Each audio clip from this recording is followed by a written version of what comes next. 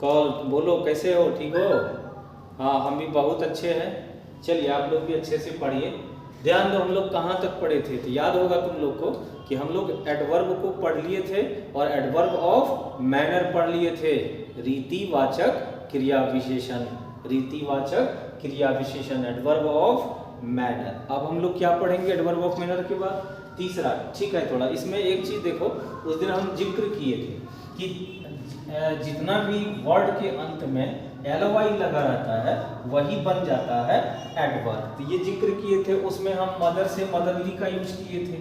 तो अब ये वाला अब समझने का टाइम आ गया है। चलो इसको हम लोग ना नोट में लिख लेते हैं, और लिखने से पहले थोड़ा सा समझ लो। दुनिया में जितना भी नाउन है, किसी भी चीज का जो नाम होता है वो नाउन होता है। दुनिया में किसी भी चीज का नाम नाउन होता है। Name of anything, person and place is called noun. किसी भी चीज के नाम को हम लोग नाउन कहते हैं। दुनिया में जितना भी नाउन है, अगर हम किसी भी नाउन के साथ ly लगा देंगे तो वो नाउन से बदलकर बन जाता है एडजेक्टिव, वो एडवर्ब नहीं होगा। हम दुनिया के किसी भी नाउन के अंत में अगर ly लगाएंगे तो वो एडवर्ब बन जाएगा। तो सीधा सा ध्यान रखना, दुनिया के किसी भी वर्ड के अंत में, अब हम ये नहीं कहेंगे कि एडजेक्टिव और नाउन, तुमको सीधा सा ध्यान रखना है कि दुनिया के किसी भी वर्ड के अंत में अगर ly दिख जाता है तो तुमको फौरन समझना है कि ये दो ही चीज हो सकता है, या तो ये एडवर्ब होगा या तो फिर ये एडजेक्टिव होगा। तो अब एडवर्ब और एडजेक्टिव ये दोनों का जब पता करना हो, एडवर्ब और एडजेक्टिव जब ये दोनों का पता करना हो, तो फिर तुमको ये ध्यान रखना है कि अब एडवर्ब कैसे समझेंगे और फिर एडजेक्टिव कैसे समझेंगे। तो इसके लिए तुरंत ये देखना है कि ly जिस वर्ड के साथ है क्या वो शब्द नाउन है। अगर नाउन के अंत में ly लगा हुआ है या आप लगा देते हैं तो तब इस कंडीशन में ये एडजेक्टिव होगा, मतलब ये विशेषण होगा, क्योंकि इस टाइम में ये विशेषता बतलाने लगती है, इसलिए ये विशेषण हो जाता है। विशेषता बतलाने वाले को हाँ विशेषण कहते हैं। और अगर एडजेक्टिव के अंत में ly लगा हुआ है तो तब फिर समझ जाना है कि ये इस कंडीशन में एडवर्ब होता है। और ये सब चीज आप लोग जान गए थे और फिर से हम यहाँ बतला रहे हैं। तो दो ही वर्ड में ly लगेगा, नाउन में लगेगा या फिर एडजेक्टिव में लगेगा। अगर नाउन में लगता है तो वो एडजेक्टिव बन जाता है, तो नाउन से बदलकर एडजेक्टिव। तो चलो नोट में लिख लेते हैं। तो नोट में हम लोग लिखो, नोट में लिखेंगे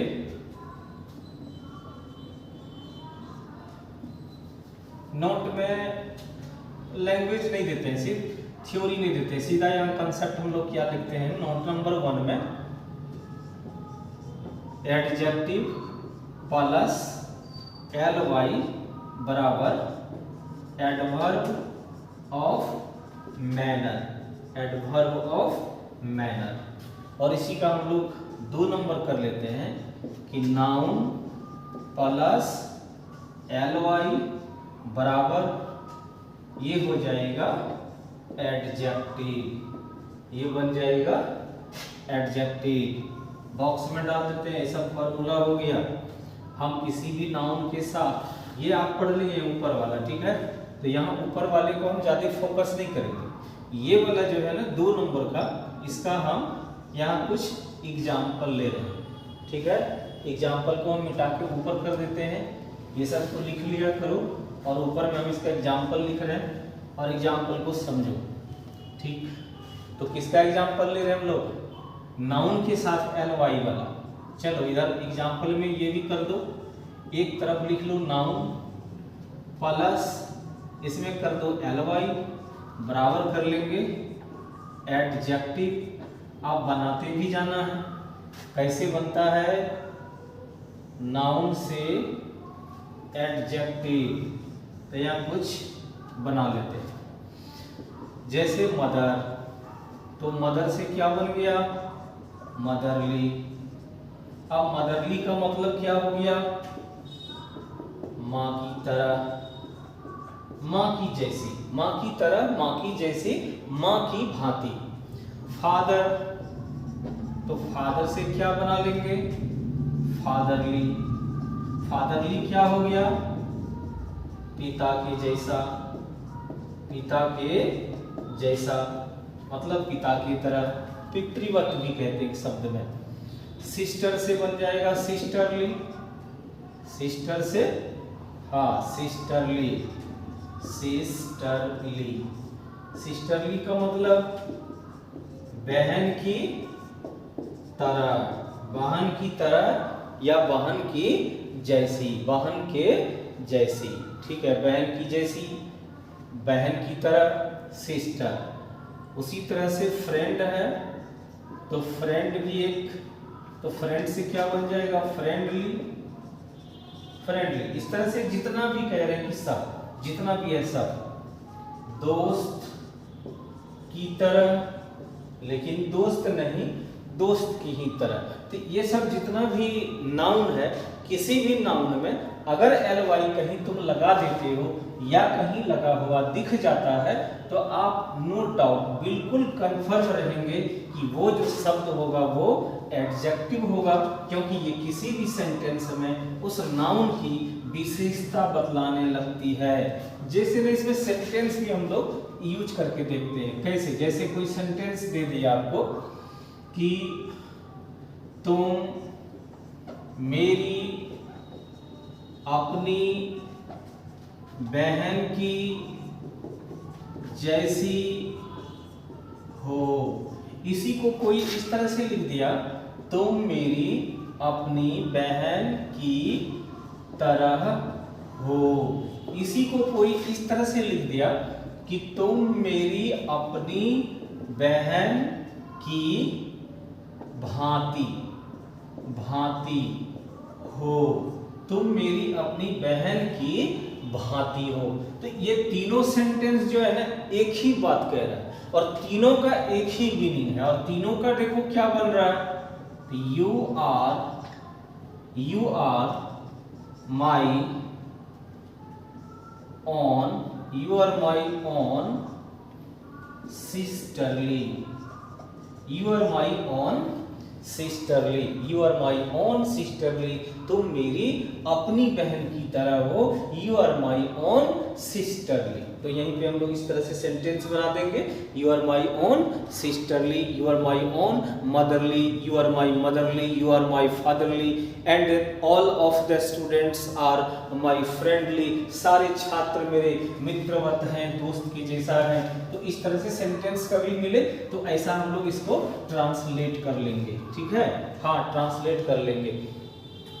ठीक है, बहुत सारे बच्चे का ये कमेंट्स आ रहा है, बहुत सारा बच्चा ये कह रहा है कि सर ऑफलाइन में रहते अगर हम लोग तो हम लोग अंग्रेजी भी थोड़ा सा बोलने चालने के लिए हम लोग सीख जाते, ऑनलाइन में है थोड़ा सा, अब क्या करेंगे तो क्या करेंगे, थोड़ी सी दिक्कत तो सबके साथ है, लेकिन हम फिर भी कोशिश करते हैं कि हम आपको जो थीम छोड़े हुए हैं, कहते कि घर में अपना तुम खाली टाइम जो है सब बहुत सब चीज़ बतलाए हुए थे आप लोग को, तो वो सबको थोड़ा सा यूज करो। तो बहुत सारे बच्चे जो हैं ये सब कहते रहते हैं, फिर भी हम कोशिश करेंगे कभी कभी जो बोलेंगे या कहीं सुनो 5 मिनट देखो। चलो हम लोग आगे बढ़ते हैं, तो बाद में फिर जैसा होगा देखेंगे, करेंगे भी, कोर्सेज पर थोड़ा मेरा ज़्यादा ध्यान है। ठीक है, तो हम लोग अब किस पर आ जाएंगे, अब आपका हम लोग आज आ जाते हैं एडवर्ब ऑफ, हाँ एडवर्ब ऑफ किस पर, फ्रीक्वेंसी। 4 नंबर पर है जी हम लोग, 4 नंबर में आ गए हम लोग। 4 नंबर में नाम लिखेगा adverb of frequency, adverb of frequency. Frequency पढ़े हुए हम लोग मैथमेटिक्स में यूज करते हैं। फ्रीक्वेंसी का मतलब बारंबारता, तो इसका हिंदी क्या लिखेंगे, बारंबारता सूचक क्रिया विशेषण। हिंदी नाम लिखेंगे इसी का बारंबारता सूचक, बारंबारता सूचक क्रिया विशुन्ना विशेषण बोलते हैं बार बार, हाँ बारंबारता सूचक क्रिया विशेषण। फ्रीक्वेंसी, फ्रीक्वेंसी का मतलब बारंबारता। एक वर्ड तुमको याद हो जाना चाहिए, फ्रीक्वेंसी का मतलब बारंबारता। क्या कर रहे हो जी, बारंबारता मैं तुमसे करने वाला नहीं हूं। I am not to frequency with you, I am not to frequency with you, FREQUEN। देखो कभी कभी कैसा ब्लंडर मिस्टेक कर देते हैं हम भी, हाँ सी छोड़ दिए थे, लगा दीजिएगा फ्रीक्वेंसी, FREQUENCY। तो एडवर्ब ऑफ फ्रीक्वेंसी, देखो इसको समझा करो। एडवर्ब ऑफ फ्रीक्वेंसी हम उस वर्ड को कहते हैं जिस वर्ड से दुनिया का वो शब्द जो ये व्यक्त करता हो कि क्रिया जो हो रही है वो कितनी बार हो रही है, यानी ऐसा शब्द जो ये साबित करता हो, जो क्रिया के बारे में ये बतलाती हो कि क्रिया होती है लेकिन कितनी बार। तो जो क्रिया के होने की बारंबारता को बतला दे, उसके होने की कितनी बार को बतला दे, ऐसे शब्द को हम लोग एडवर्ब ऑफ फ्रीक्वेंसी कहते हैं। तो इसका देखो डेफिनेशन इंग्लिश में क्या बनेगा, the word which denotes the frequency, the times of working and answers the question how many times। हम यही चीज जो हिंदी बोल रहे थे उसी का इंग्लिश किए। चलो इसको लिख लेते हैं हम लोग डेफिनेशन में। डेफिनेशन जरूरी नहीं कि डेफिनेशन लिखेंगे ही, आप नहीं भी लिख सकते हैं, डायरेक्ट डेफिनेशन लिखेंगे। तो लिखेंगे हम लोग the word which denotes the times of working in a sentence is called adverb, EDV लिखेंगे शॉर्ट में, adverb of frequency, adverb of frequency. चलो लिख लो, the word which denotes the times of working, the word वह शब्द which जो denotes व्यक्त करता हो, द टाइम्स ऑफ वर्किंग क्रिया के होने की टाइम्स को, बारंबारता को, अन्य बार को, जैसे एक बार, दो बार, चार बार, पांच बार। अब कहेगा कि जैसे मान लो तुमको कोई पूछता है कि how many times do you eat in a day, तुम एक दिन में कितनी बार खाते हो। तो इसका आंसर देने में when you answer for this question to other person, to a question master, तो that very situation you have to pay attention here and he asked you a question in times. Therefore, it's also the duty of you to answer, to reply the question in times। तो आपको times में जवाब भी देना है, क्योंकि वो times में पूछा है, कितनी बार कहा है, तो सिर्फ तुम 4 नहीं कह सकते हो। 4 भी कहोगे तो मतलब 4 नहीं कह सकते हो, तुमको 4 बार कहना होगा, क्योंकि कोई कहा कि तुम कितनी बार खाते हो। तो आप ये नहीं कह सकते हैं कि मैं 1 खाता हूँ। 1 खाता हूँ क्या होता है, मैं दिन में 1 बार खाता हूँ, मैं दिन में 2 बार खाता हूँ, 4 बार खाता हूँ, 5 बार खाता हूँ, या तुम कहा कि जब मुझे मन होता है तब खा लेता हूँ। हमारे यहाँ खाने की कोई कमी नहीं है, ठीक है। हाँ, तो ये मेनी टाइम्स हो गया, जब आपकी इच्छा होती है तो बहुत बार आप खा लेते हैं। तो बारंबारता सूचक का मतलब यहाँ ये होता है। तो आप किसी को क्वेश्चन किस तरह से पूछ रहा है, जैसा क्वेश्चन होगा वैसा आपको जवाब देना है। तो वही कह रहे हैं कि द वर्ड व्हिच डिनोट्स, वह शब्द जो बताती है, जो व्यक्त करती है, द टाइम्स ऑफ वर्किंग क्रिया के होने की बारंबारता को, इन अ सेंटेंस किसी वाक्य में, is called adverb of frequency. यहाँ पे रुको, थोड़ा सा जोड़ देते हैं, यहाँ पे ये चीज जोड़ना है। Sentence, in a sentence, is भी हटा दो, यहाँ पे एक चीज ये लगा देंगे, and answers the question, and answers the question how many times, हाँ, 2 इन्वर्टेड कोमा के अंदर बंद कर दो, how many times।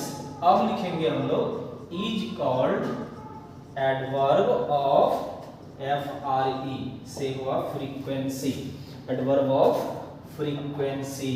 तो चलो एक बार फिर से पढ़ देते हैं। The word which denotes the times of working in a sentence and answers the question how many times is called adverb of frequency. वो शब्द ग्रामर कहती है कि वो शब्द जो किसी भी कार्य के करने या होने की समय को बतला दे, उसके समय की बारंबारता को बतला दे, वो उनकी फ्रीक्वेंसी को बतला दे, उनके टाइम्स को बतला दे। या फिर हम फिर कहते हैं कि हाउ मेनी टाइम्स का जो भी जवाब होगा, हाउ मेनी टाइम्स सवाल लगा दो, उसका जो भी जवाब होगा, that is called adverb of frequency. हम उसी को एडवर्ब ऑफ फ्रीक्वेंसी कहेंगे, ठीक है। हाँ, ये सब सुन के तुमको याद हो जाना चाहिए। अब एडवर्ब ऑफ फ्रीक्वेंसी आपको याद हो गई। एडवर्ब ऑफ फ्रीक्वेंसी क्या है? तो जिस शब्द से कार्य के करने की, होने की बारंबारता का पता चलता है कि कार्य कितनी बार संपन्न हो रही है कहीं भी, इससे जिस शब्द से ये पता चलता हो, उसी को हम लोग एडवर्ब ऑफ फ्रीक्वेंसी कहते हैं। अब जैसे कुछ एग्जांपल लेते हैं, फिर कुछ एडवर्ब्स हम आपको लिखा भी देते हैं। जैसे कोई हिंदी में लिख रहा है, मैं कभी कभी वहां नहीं जाता हूं। मैं कभी कभी वहां नहीं जाता हूं। देखो दुनिया, हम क्या कहते हैं, दुनिया का हर एक सेंटेंस, दुनिया की हर एक व्यक्ति, दुनिया की हर एक व्यक्ति, दुनिया की हर एक वस्तु, दुनिया की हर एक चीजें, संसार में जितने भी व्यक्ति और वस्तु है, व्यक्ति वस्तु का मतलब आप समझ रहे हैं, हम कह चुके हैं। व्यक्ति का मतलब दुनिया में जितना भी सजीव है, लिविंग बींग्स है सब, और वस्तु का मतलब दुनिया में जितना भी वस्तु है, मतलब थिंग्स है, मतलब निर्जीव है, जिस मतलब नॉन लिविंग थिंग्स है। तो अब एक एक करके हम तो नाम नहीं ले सकते हैं ना। तो दुनिया में दो ही तरह की चीज है, या तो वो सजीव है या तो वो निर्जीव है, या तो वो नॉन लिविंग थिंग्स है या तो वो लिविंग बींग्स है। तो दो ही तरह की चीज है। तो व्यक्ति वस्तु का मतलब सीधा समझो ब्रह्मांड की एक ही चीज है, ब्रह्मांड की सारी चीजें, इस दुनिया में जितना भी चीज है, पूरे ब्रह्मांड में, तीनों लोक में जितनी चीजें हैं जो आपको दिखता हो, वो सब दो ही चीज के अंदर आएगा, व्यक्ति और वस्तु। हम उसको व्यक्ति और वस्तु कहते हैं पढ़ाने लिखाने की लैंग्वेज में, तो उतना नाम नहीं लेना है। तो हम क्या कह रहे हैं कि दुनिया में जितना भी व्यक्ति और वस्तु है, जैसे आप कहें कि मैं कभी कभी वहां नहीं जाता हूं, इसका मतलब क्या कह रहे हैं कि दुनिया में हर एक व्यक्ति और वस्तु, दुनिया में जितनी भी चीजें हैं, हर व्यक्ति और वस्तु अपने पीछे एक गंध छोड़ती है, अपने पीछे एक दूसरा चीज कहता है, अपने पीछे एक शेडो बनाता है, एक प्रतिबिंब बनाता है, एक छाया बनाता है, ठीक है। जैसे आप कहते हैं ना, तुम्हारा चेहरा हर चीज बयां करता है, तो क्या कहते हैं, the face of any person, the face is the index of mind, face is the index of mind for everybody. क्योंकि चेहरा जो है हर एक व्यक्ति के ज्ञान का द्योतक होता है। Therefore it's also not very necessary to take your test in copy pen and paper. इसलिए जरूरी नहीं है कि किसी भी बंदे का, किसी भी बच्चे का कोई टीचर बैठकर पेन एंड पेपर में आपकी कागज में जो है टेस्ट लेने की जरूरत उसको नहीं है। Because your face is showing each and everything that how you are intelligent and how you are bad, how you are genius. तुम कितना तेज हो, how intelligent you are, how genius you are. It is saying your face openly, खुल्लम खुल्ला ये आपका चेहरा लोगों को बता रहा है। Only should be reader to read it, केवल इसको पढ़ने वाले रीडर चाहिए और कोई नहीं। तो मैं कभी कभी वहां नहीं जाता हूं, ये सेंटेंस के पीछे देखो दूसरा मीनिंग क्या हो रहा है। मैं कभी कभी वहां नहीं जाता हूं, मतलब कहने वाले का ये मतलब है जी कि मैं हमेशा वहां जाता हूं, मतलब मैं प्रायः वहां जाता हूं, और उसी में से कभी कभी मैं नहीं जाता हूं। आपका कहने का मतलब ये है। एक सेंटेंस देखो, आपको कोई कहा कि मैं एक लड़की नहीं हूं, ठीक है। एक सेंटेंस है, कोई कहा कि मैं एक लड़की नहीं हूं, तो जो ये बात कह रहा है ना, इस सेंटेंस के पीछे एक सेंटेंस दबा हुआ, छुपा हुआ है। अगर उस भाव को जिस दिन तुम पकड़ लेगा ना, तो इसको हूबहू ट्रांसलेट या फिर अंग्रेजी इसी का हूबहू बनाने की जरूरत नहीं है। इसी को हम लोग मेंटल सेंस कहते हैं। देखो ये क्या कर रहा है, चूंकि सेंटेंस में जो भाव, चूंकि लिखा हुआ है ना, तो भाव को हम अक्षरों और शब्दों में कैद नहीं कर सकते हैं। हम किसी के भी भाव, देखो अंग्रेजी पढ़ रहे हैं, ये ग्रामर भी है, साहित्य है, लिटरेचर है। साहित्य को, लिटरेचर को हम अक्षर में, शब्द में, हम सेंटेंस में हम इसको बांध नहीं सकते हैं भाव को। भाव इसीलिए बच्चे को पढ़ना पड़ता है, और पढ़ने के बचपन में हम लोग स्कूल में रीड करते थे, टीचर गुस्सा हो जाते थे और कभी कभी कहते थे रीडिंग दो, तो आप रीडिंग देने लगते थे। क्या पढ़ते थे? अंग्रेजी का एक निकाले, पढ़ने लगे, sir there is nothing in the world which has more power to protect. दूसरा बच्चा कहा चलो बैठो तुम आ जाओ, वो बच्चा आया, वो कुछ विदेशी की तरह था, वो वही चीज को विदेशी की तरह पढ़ रहा है। There is nothing in the world which has more power to protect than go teach what a man so see. अरे कहा कि ठीक है और आगे पढ़ो, तो आगे पढ़ने लगा। All that glitters is not gold, sympathy is greater than gold, how explain। बड़ा अच्छा लगा उसको, फिर और भी कुछ आगे कह रहा है बोलने के लिए। तो चलो इस तरह से देखो क्या करते हैं हम लोग, सेंटेंस के ना भाव को पकड़ो। यहाँ क्या कह रहा है कि मैं एक लड़की नहीं हूं, तो इस सेंटेंस का मतलब कहने का ये अगले का ये है कि मैं एक लड़की नहीं हूं, मतलब तुम समझ लो कि मैं एक लड़का हूं। तुम किसी को कह क्या तुम लड़की हो, नहीं, तो इसका मतलब उसका कहना है कि मैं लड़की नहीं हूं, मैं लड़का हूं। इस भाव को आप समझ लीजिए। तो मैं एक लड़की नहीं हूं, एक बन जाएगा आई एम नॉट ए गर्ल, मैं एक लड़की नहीं हूं, और एक बन जाएगा इसी का translation I am a boy. ठीक है, देखो इसी को अब ये वाली हम मिटा देते हैं। कोई कहा कि ठीक है तुमने एक सेंटेंस दिया और अगला तुमको बोला कि मैं एक लड़की नहीं हूं, इसका अंग्रेजी उसने बना कर दिया, मैं एक लड़की नहीं हूंगा, आई एम ए बॉय। अब तुम कहोगे यहाँ लड़की है यहाँ बॉय कैसे आ गया, तुम तो बिल्कुल इसको गलत मानने लगोगे। मेरा स्टूडेंट हो, आज से ध्यान रखना, फंसना नहीं है, ये सब चीज पढ़ाएंगे। तो आई एम ए बॉय का मतलब क्या हुआ कि मैं एक लड़का हूं, और ये क्या कह रहा है कि मैं एक लड़की नहीं हूं। तो मैं एक लड़की नहीं हूं का मतलब कहना क्या चाहता कि मैं एक लड़का हूं, तो भाव वही हुआ ना जी। यहां भी देखो आई एम नॉट ए गर्ल का मतलब क्या हुआ कि मैं एक लड़की नहीं हूं, तो लड़की नहीं है तो फिर क्या है, वो लड़का है ना। फिर ये सेंस यही हो रहा है। कोई किसी को कह रहा है कि मैंने तुमको नहीं मारा है, मैंने तुमको नहीं मारा है, इसका मतलब किसी और ने मारा है और उसको वो जानता है। तो बताओ किसने मारा है, दिया खींच के चार फट से बताया, कूदो मारा था, कूदो का भाई भी आया था, खुदनी भी आई थी, यही सब उसको मारा है, हम नहीं मारे सर जी। अब देखो इस तरह से, इसका मतलब उसके पीछे एक गंध था। तो पुलिस वाला बड़ी कस के पकड़ लेता है इन सारी चीजों को, उनके भाव को पकड़ता है, उसके कहने के टाइम में उनके चेहरा को रीड करता है और वो समझ जाता है ये सही कहता है या फिर गलत। ये समझ गए, ये सब भाव को ध्यान रखिएगा, तुरंत नहीं कर देंगे। जैसे हम ये कहेंगे, देखो एक फॉर्मूला दिए, हम एक्स्ट्रा चीज पढ़ा रहे हैं, यहाँ पे नहीं है, 2 + v1 = v4। अगर नहीं भी लिखा है कोई तो लिख लिया करो इसको, 2 + v1 = v4 and v4 = 2 + v1। तो मैं जा रहा हूं, ट्रांसलेशन आप कर रहे हैं, आई एम गोइंग, मैं जा रहा हूं, तो गोइंग है ना जी, तो गोइंग का मतलब v4, v4 का मतलब 2 + v1। तो क्या हम यहाँ पे गोइंग को क्या टू गो लिख सकते हैं? जी सर लिख सकते हैं। तो देख लो तो इसका क्या ट्रांसलेशन ये भी बनेगा, आई एम टू गो, जी सर। तो अब आज से ध्यान रखना, मैं जा रहा हूँ, आई एम टू गो लिखेंगे, सेंटेंस का वही मीनिंग हो रहा है, मैं जा रहा हूँ, मैं जाने वाला हूँ, मैं जाने को हूँ। या फिर ये कहेंगे कि आई एम गोइंग, तो दोनों सेम चीज है। जहां हम 2 + v, जहां v4 लगा सकते हैं हम वहां 2 + v1 भी लगा सकते हैं, और जहां 2 + v1 लगाएंगे हम वहां v4 भी लगाएंगे। ठीक है, इसको बनाओ आप, मैं कभी कभी वहां नहीं जाता हूं, आई sometimes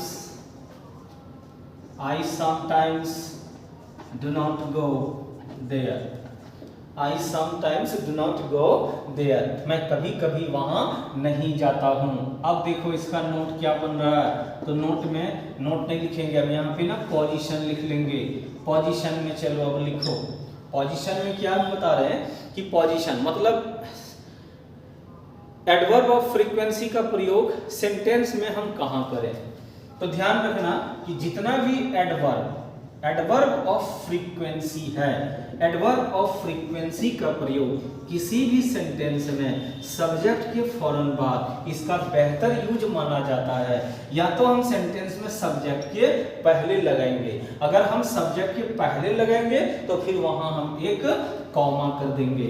तो देख लो अब इसमें पोजीशन में क्या होता है, before the subject under A comma, under A comma, ये हो गया कॉमा, अंडर ए कॉमा। कैसे? तो जैसे यहां देखो, sometimes we read the newspaper, sometimes we read the newspaper. तो ये वाला एक फॉर्मूला हो गया। इसी फॉर्मूला को हम लोग यूज कहाँ किए? यहां नीचे में। और एक दूसरा देखो फिर क्या कह रहा है, after the subject, after just लगा देते हैं, जस्ट आफ्टर। दूसरा rule, just after the subject, just after the subject. एक होता है जस्ट सब्जेक्ट के ठीक बाद, यानी एडवर्ब ऑफ फ्रीक्वेंसी का प्रयोग हम सेंटेंस में दो ही स्थान करेंगे, सब्जेक्ट के ठीक पहले, तो फिर एक कॉमा लग जाएगा, या नहीं तो फिर सब्जेक्ट के तुरंत बाद कर देंगे। हम मिटा के ऊपर लिख रहे हैं तो हम लोग इसको लिखते भी चलो। तो जस्ट आफ्टर द सब्जेक्ट का एग्जांपल ले रहे हैं, ठीक है। हाँ, सी चेंज कर देते हैं, many times, see many times, see many times Yeats, many times Yeats bananas in a day. See many times Yeats, वो कई बार खाती है, बनानास केलों को, इन ए डे, वह एक दिन में कई बार केलों को खाती है, मतलब केला खाती है, एक से अधिक खाती है। तो कई बार, तो कितनी बार खाती है जी? कई बार। तो मेनी टाइम्स यहां क्या हो गया? Adverb, adverb of frequency. यही क्या हो गया? Adverb of frequency. अब देखो एडवर्ब, एडवर्ब ऑफ फ्रीक्वेंसी कुछ हम यहां पे लिख रहे हैं, ठीक है, कुछ एडवर्ब का। जैसे समटाइम्स, वन टाइम्स एक बार, वंस भी लिखते हैं हम लोग एक बार, मैनी टाइम्स कई बार, 10 टाइम्स 10 बार, 100 टाइम्स 100 बार।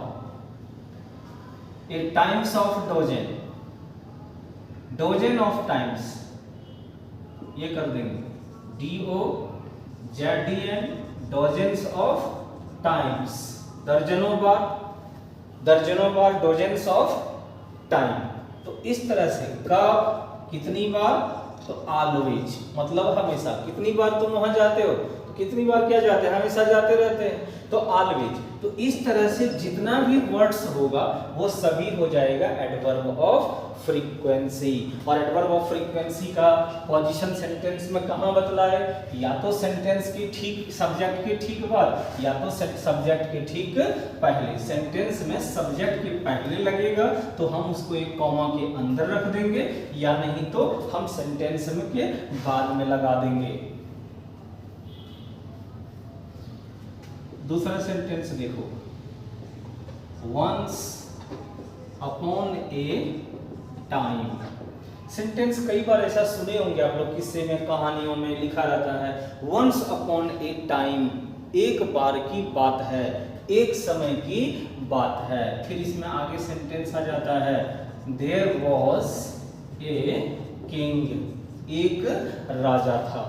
तो once upon a time there was a king, यहाँ देयर हो गया सब्जेक्ट। अब देखो देयर सब्जेक्ट के ठीक पहले लग गया है वंस अपॉन ए टाइम। तो देयर यहाँ सब्जेक्ट है, डमी सब्जेक्ट है, नकली सब्जेक्ट है, तो हम सब्जेक्ट के या तो बाद लगाएंगे या तो हम सब्जेक्ट के पहले लगाएंगे। हम ऐसा भी लिख सकते थे, there once upon a time was a king, एक बार की बात है, एक राजा था।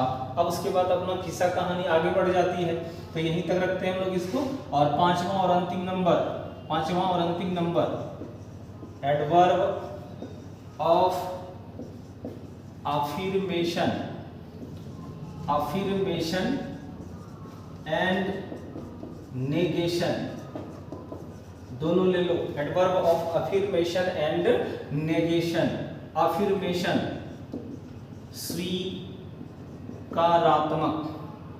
स्वीकारात्मक शब्द, और इसका हो जाता है नकारात्मक शब्द। स्वीकारात्मक शब्द और नकारात्मक शब्द। नेगेशन का मतलब हो गया नकारात्मक जो भी शब्द है उसको हम लोग नेगेशन कहते हैं, और स्वीकार करने का मतलब हाँ भरने का, एक्सेप्ट करने का जितना भी वर्ड्स होता है वो अफर्मेशन होता है। जैसे अब जैसे में कौन कौन आपको, जैसे कभी कोई पूछ देता है आर यू अ स्टूडेंट, क्या आप एक स्टूडेंट हैं, तो आप कहते हैं ऑफ कोर्स। ऑफ कोर्स का मतलब बेशक, बेशक का मतलब आपका कहना है कि हाँ, ऐसा नहीं कि यस कहेंगे तभी। यहाँ ऑफ कोर्स से समझ में आ जाता है कि आप किसी चीज को कबूल कर रहे हैं। आपको कोई कह रहे कि will you go there, no doubt, बेशक। नो डाउट का मतलब बेशक, बेशक का मतलब हाँ आप इसको कबूल कर रहे हैं, आप वहां जाएंगे। तो सेंटेंस में जितना भी स्वीकारात्मक जितना भी शब्द होगा, एक्सेप्टेंस का जितना भी वर्ड्स होगा, वो सभी को एडवर्ब ऑफ अफर्मेशन कहते हैं।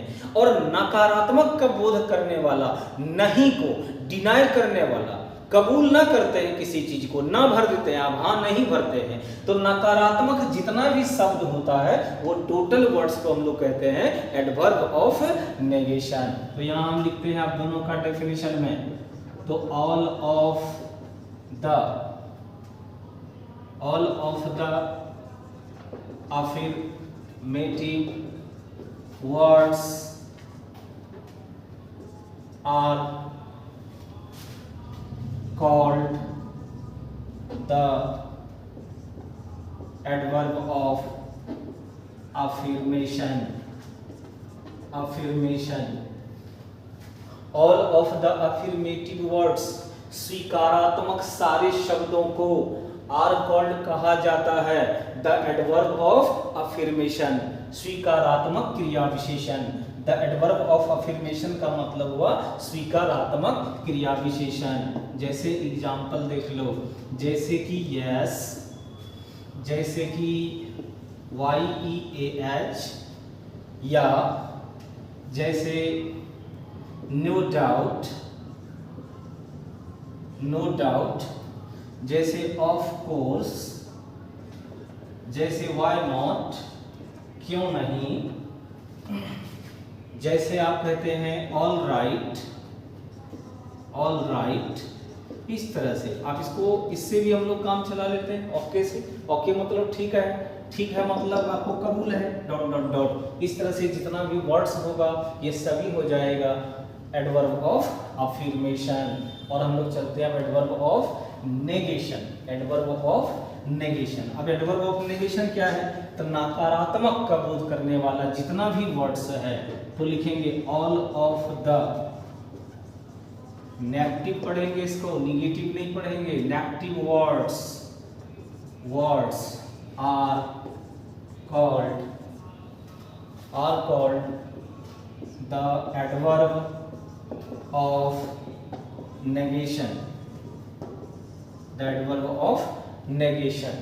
तो जैसे एग्जांपल देख लो, हम लोग किसी चीज को नहीं कसते हैं तो नेव, या फिर हम नॉट भी लिखते हैं, नकारात्मक का बोध नहीं हो गया, इसका भी मतलब नहीं हो गया। नो नोट का यूज कहाँ होता है, नहीं के लिए, नो भी नहीं में लिखते हैं सर जी, नॉट भी लिखते हैं नहीं में, कहाँ कहाँ लिखेंगे। देखो ये सब चीज का हम जिक्र कर चुके हैं। हम आपको छोटा सा रूल दिए थे कि कोई भी सेंटेंस में आर्टिकल ए, आर्टिकल एन और एम भी यानी कि मेन वर्ब या फिर एनी। देखो दुनिया के कोई भी सेंटेंस में अगर इस चार में से एक वर्ड, याद रखना अभी, अगर आर्टिकल ए, आर्टिकल अन और कोई भी एम भी मतलब मेन वर्ब और अगर वर्ड एनी, चार में से कोई भी वर्ड अगर सेंटेंस में यूज नहीं है और अगर तब वो सेंटेंस नेगेटिव में बनता है तो हम उस जगह नहीं का अंग्रेजी, देखो ये सब वर्ड बराबर ना, मतलब अगर ये सब वर्ड नहीं होगा तो तब हम किसी भी सेंटेंस में नहीं बराबर क्या लिखेंगे, नोट लिखेंगे। और अगर किसी भी सेंटेंस में ए, एन, एम भी और एनी, ये चार में से कोई भी वर्ड अगर किसी भी सेंटेंस में हमें अगर ये दिख जाता है, सही का चिन्ह मतलब लगा हुआ हो अगर, तो इस कंडीशन में हम क्या करेंगे, तो तब नहीं का हम अंग्रेजी, हाँ नहीं रहने पे उल्टा कर दिया जी, ये सब वर्ड्स नहीं रहने पे हम यहाँ पे नहीं का अंग्रेजी बराबर नो लिखेंगे। और अगर इसमें से कोई भी वर्ड अगर आपको सेंटेंस में दिख जाता हो, कहीं भी अगर इसमें से कोई वर्ड दिखता है तो ध्यान रखिएगा, तो तब हम नहीं का अंग्रेजी नोट लिखेंगे। बस इतना ही कंडीशन है। जैसे आप लोग क्या लिखते हैं, मेरे पास कुछ नहीं है, आई हैव नथिंग, मेरे पास कुछ नहीं है, आई हैव नथिंग, तो देख लो यहाँ पे नो लग गया ना, थिंग के पहले नो लग गया, तो नोट नहीं लग रहा है, क्योंकि सेंटेंस में देख लो कहीं भी आर्टिकल ए एन एनी नहीं है, और कोई भी इस सेंटेंस में कोई भी मेन वर्ब नहीं। मेन वर्ब का मतलब वो सब जिसके अंत में ना लगा रहे और उससे किसी कार्य के करने या होने का बोध होता है। जैसे ही तुम कहेगा कि मैं नहीं जाता हूं, तो देख लो यहाँ पे नोट लग जाता है आपका, क्या आ गया, आई डू नॉट गो। तो इस सेंटेंस में देख लो ये मेन वर्ब हो गया आपका, एम भी आ गया। तो चार में से कोई भी एक चीज अगर सेंटेंस में आ गया तो हम नहीं का अंग्रेजी नोट लिखेंगे, और अगर इस चार में से कोई भी वर्ड नहीं आया तो हम नहीं का अंग्रेजी नो लिखेंगे। अगर कभी कभी ऐसा होता है, अगर आप कह रहे हैं कि सर कभी ऐसा मिल जाए तो ये रेयर ऑफ द रेयर होता है, ये एक्सेप्शनल होता है कि कभी कुछ खास कंडीशन में ही हो सकता है, जनरली आपको ये चीज नहीं मिलेगा। तो खास में भी हम लोग उसको भी देख लेंगे कभी। अब बताओ, हम लोग जो आज से अंग्रेजी पढ़ रहे हैं इतना दिन से, अब कोई तुमको पूछ देगा कि नोट पार्ट्स ऑफ स्पीच 8 है, दुनिया में जितना भी वर्ड्स होता है उसका 8 ही नाम हो सकता है, noun, pronoun, adjective, verb, adverb, preposition, conjunction and interjection. तो कोई पूछ देगा कि ठीक है बड़ी तुम आजकल नोट लगाते हो, नो करते रहते हो, तो बोलो तो नो और नोट का अंग्रेजी नाम क्या है 8 पार्ट्स ऑफ स्पीच में से। तो देख लिया ना, नोट क्या है, एडवर्ब ऑफ नेगेशन। किसी को भी हम कह देंगे कि नोट एडवर्ब है, और फिर जब उससे भी नहीं माने तो बोलना कि नाम जानना चाहते हो तो इसका नाम एडवर्ब ऑफ नेगेशन है। मतलब जानना चाहते हो इसका नाम एडवर्ब ऑफ नेगेशन क्यों है, क्योंकि यह नकारात्मक का बोध करता है, क्योंकि इससे नहीं का बोध होता है, किसी भी चीज को डिनाई करने की बोध होती है, किसी भी चीज को ना कबूल करने की, ना एक्सेप्ट करने की बात होती है। इसीलिए जिसको जो वर्ड हमें किसी चीज की एक्सेप्टेंस को कबूल ना करता, उसको डिनाई कर जाता हो, तो ऐसे शब्द को हम लोग एडवर्ब ऑफ नेगेशन कहते हैं। इसीलिए नकारात्मक का जितना भी शब्द होगा वह सभी होगा एडवर्ब ऑफ नेगेशन। तो यहाँ हम लोग अभी नो और नोट का भी यूज जान गए। तो ये सब चीज एक्स्ट्रा तो हम आपको बोर्ड में ये सब तो चर्चा चलती है तो हम अपने ही बताते रहते हैं, तो थोड़ा थोड़ा तुम लोग भी इसको ध्यान दो। अगर कुछ एक्स्ट्रा चीज बता रहे हैं, नहीं जान रहे हैं, अगर आप किसी कारण से नहीं पढ़ पाए थे, नहीं जानते हैं, तो वीडियो को पॉज करो और रोक करके उसको कॉपी में लिख लिया करो, बड़ी काम की चीज होती है ये सब। तो एडवर्ब ऑफ नेगेशन डेफिनेशन हो गया। तो चलो अब कुछ एडवर्ब ऑफ नेगेशन को हम लोग लिख लेते हैं, कुछ एडवर्ब ऑफ नेगेशंस को हम लोग लिख लेते हैं। एडवर्ब ऑफ नेगेशंस जैसे नो, जैसे नॉट, जैसे नन, जैसे नेवर, जैसे नेवर मतलब कभी नहीं, जैसे नाइदर, जैसे नन ऑफ। इस तरह से जितना भी नकारात्मक का बोध होता है वो सारे शब्दों को हम लोग एडवर्ब ऑफ नेगेशन कहते हैं। तो आपका इस जगह आकर एडवर्ब खत्म हो गया। कोई डाउट्स हो, कोई प्रॉब्लम हो तो आपको फिर अगली बता देना, वीडियोज में कमेंट्स कर देना, ठीक है। चलो इसी के साथ ये क्लास यहीं तक। जैसा कि हर दिन हम कहते हैं, फिर से एक बार जय हिंद, जय भारत।